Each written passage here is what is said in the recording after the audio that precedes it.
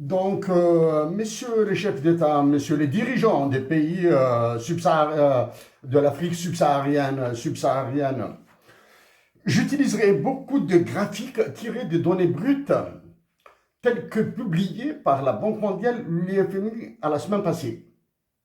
As they are published by the World Bank and the International Monetary Fund.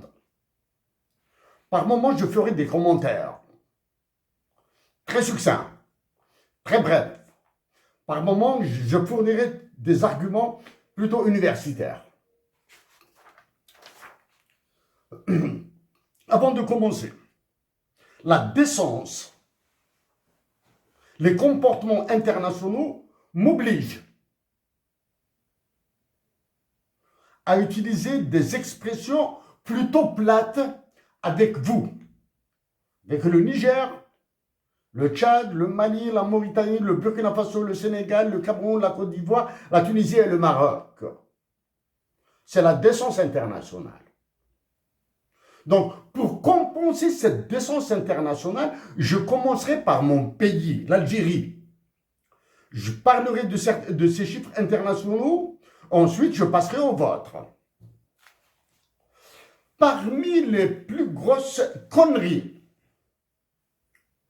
parmi les plus grosses inepties qui sont entendues ces derniers temps,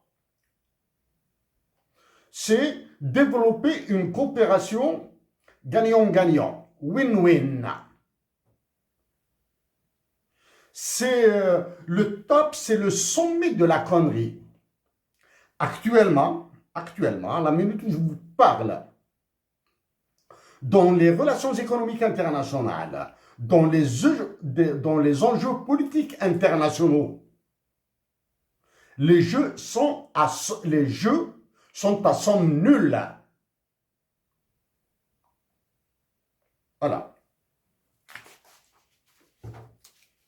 Après vous avoir montré le visage, la tête penchée de Lounas Matoub, après vous avoir fait écouter une de ses œuvres, merveilleuse œuvre, je vous dis, Curzio Malaparte a écrit dans Italie barbare, le fait est qu'en Italie, tout pue la servitude. Et ceux qui parlent de changement, de révolution ou de loi imposée par la corde sont précisément ceux qui n'ayant pas de situation stable, cherchent des patrons à servir et gueulent pour qu'on les fasse taire en les gavant d'abondance. Curzio Malaparte a écrit un livre qui s'appelle, titré « Italie barbare ». Que se serait-il produit si un Algérien a écrit « Algérie bâtarde ».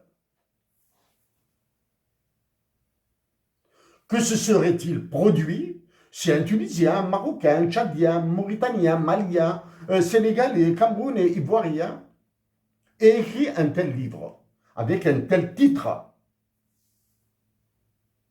Pour ma part, j'ai qualifié la constitution algérienne de bâtarde.